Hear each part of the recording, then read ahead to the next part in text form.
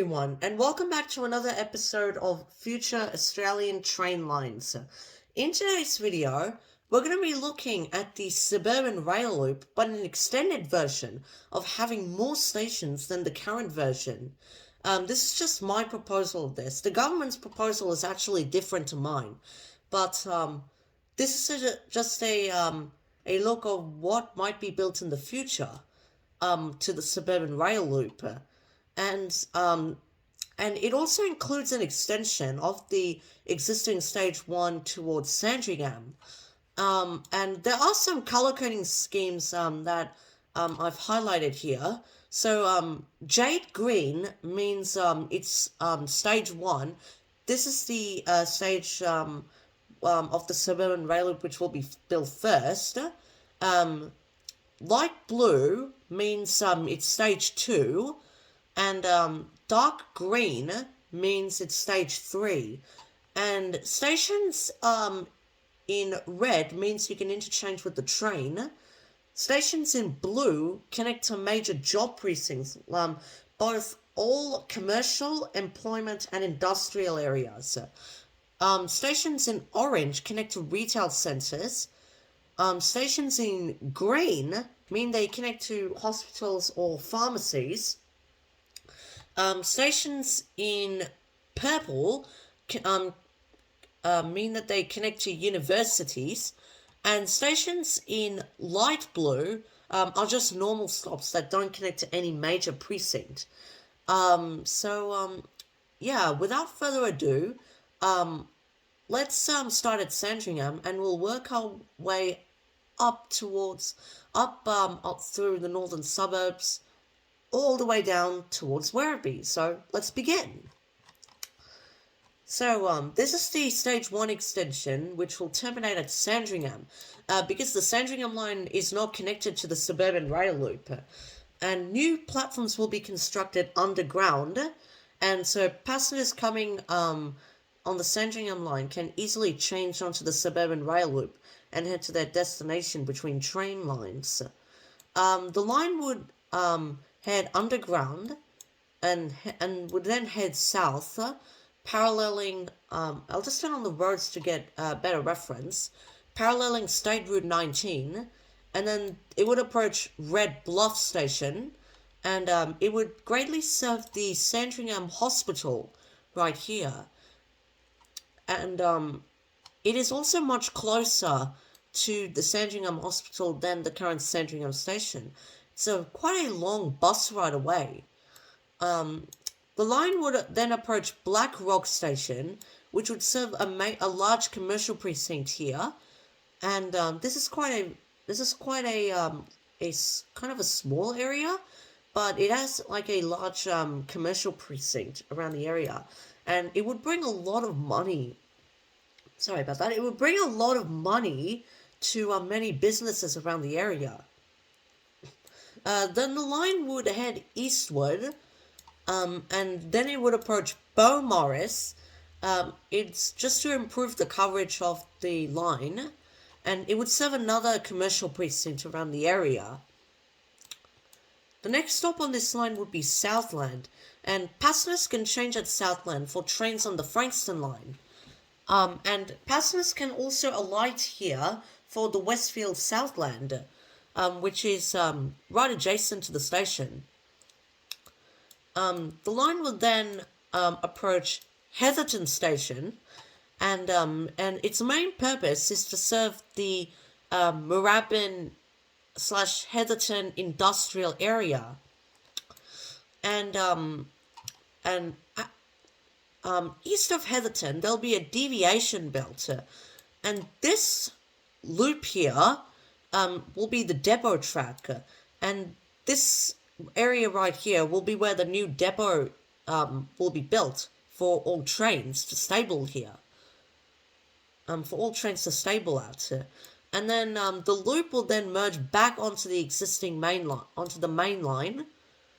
And so all trains in service will use the main line, while all out of service trains will use the loop line.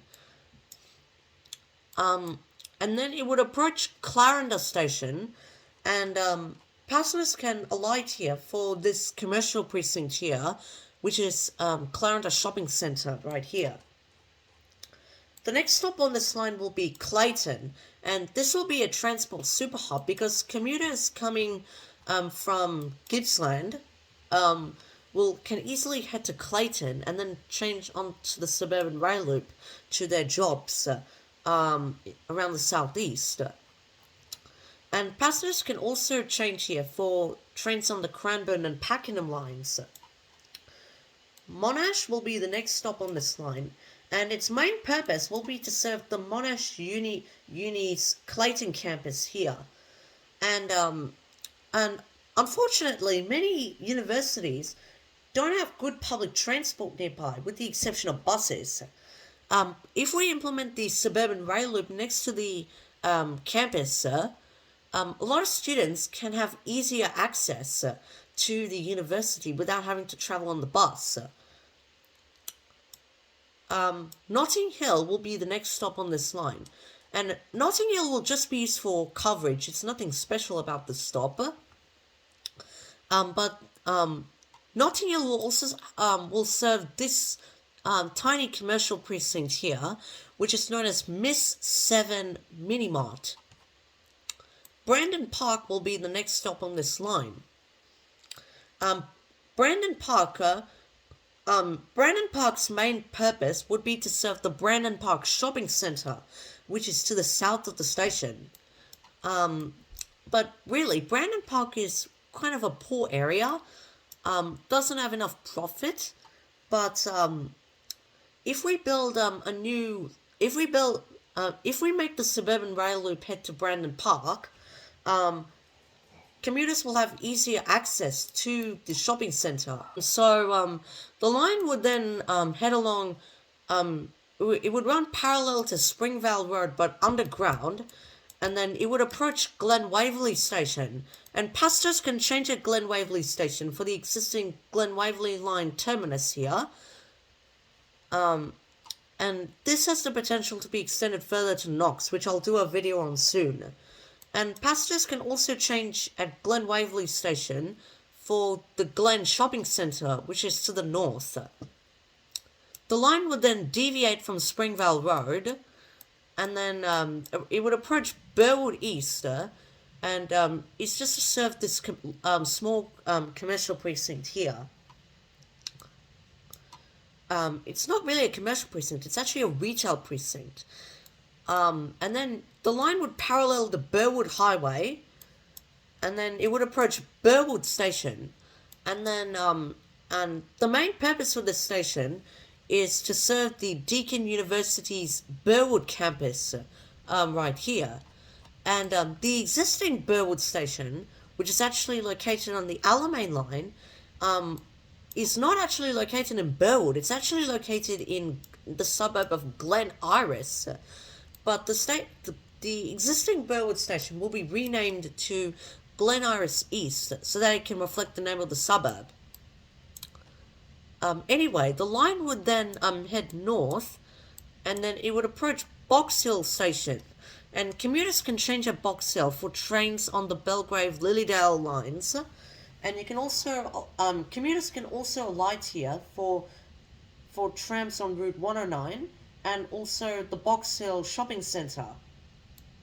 And this marks the end of Stage 1, and then Stage 2 will commence from Box Hill and will head all the way up towards Melbourne Airport.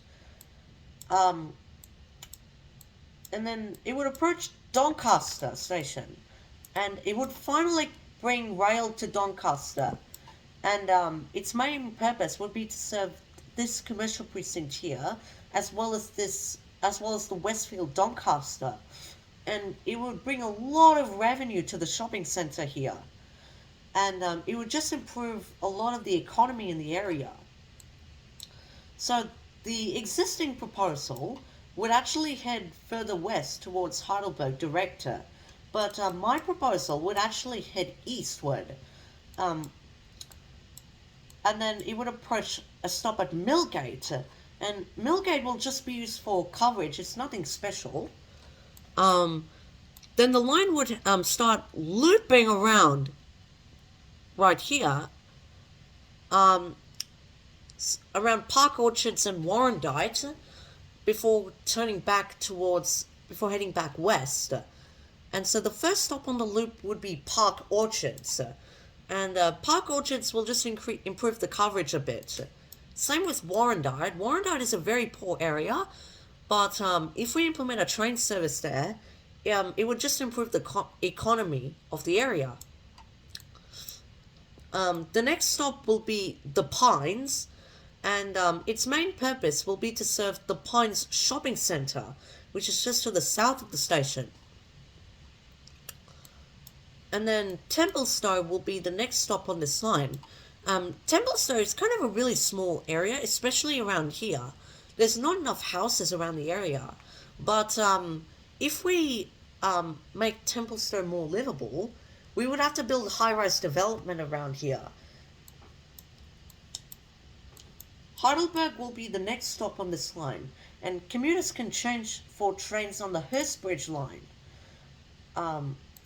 towards Hurstbridge, Eltham, and also towards Clifton Hill and the city.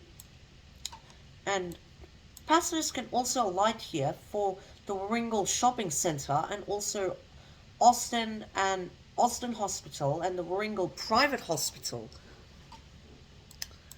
The next stop on this line would be Northland, and which would serve the Northland Shopping Centre pretty well, and it would bring similar growth to Southland.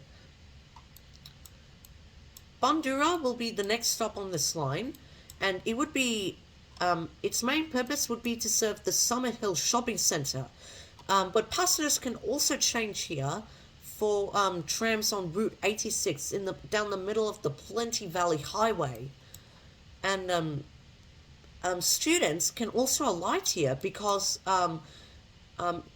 they can easily head to La Trobe University, although you have to change for a tram there.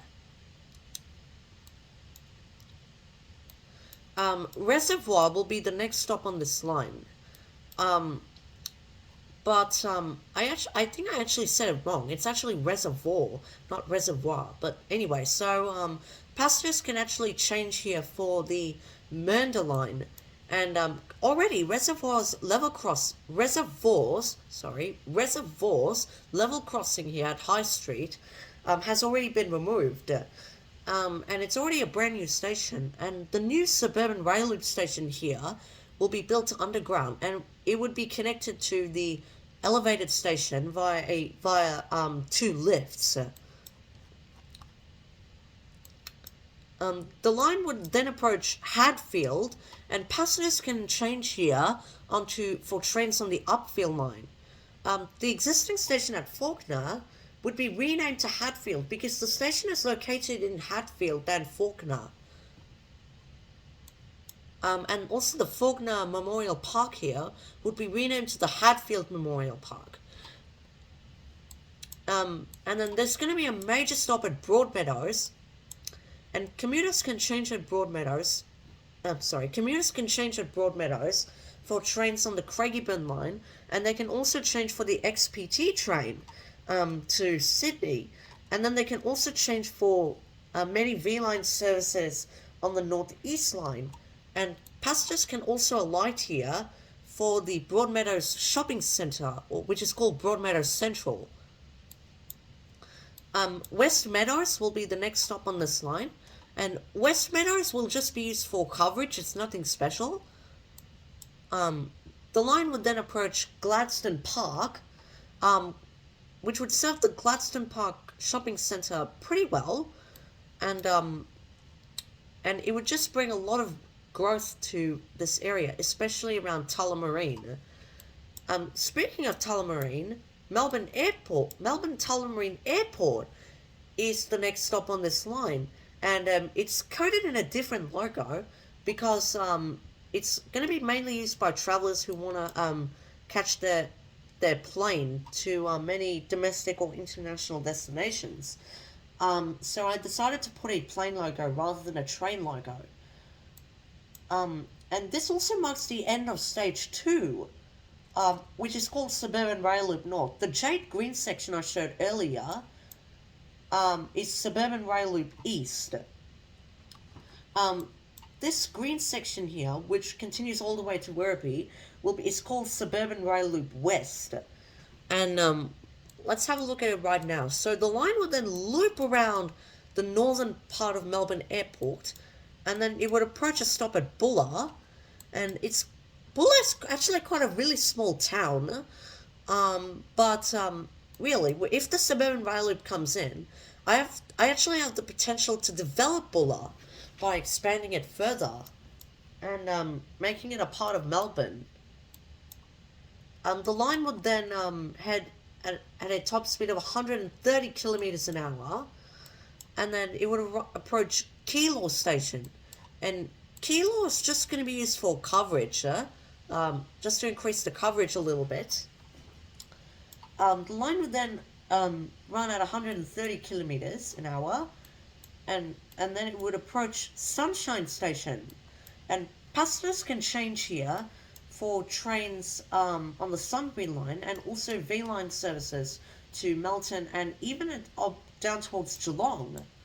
And I forgot to mention that the stops at Sunshine and Broadmeadows and even Clayton as well will be transport super hubs, which means V-Line services will stop here, and so V-Line commuters can change at any of these three stations from the regions, and then connect to the Suburban Rail Loop. So that way you don't have to go into the city and then come back out, which is the Suburban Rail Loop's main purpose. The line will then head southwest before approaching a stop at Laverton North. And its purpose would be to serve the Laverton North Industrial Area.